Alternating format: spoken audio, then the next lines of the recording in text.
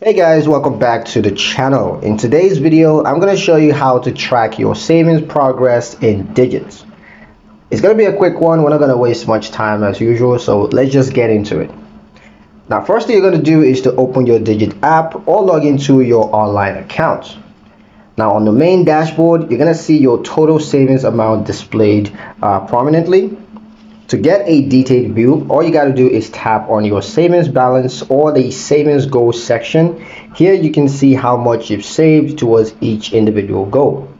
Digit also provides insights like your savings frequency and recent deposits, so you know exactly how your money is growing.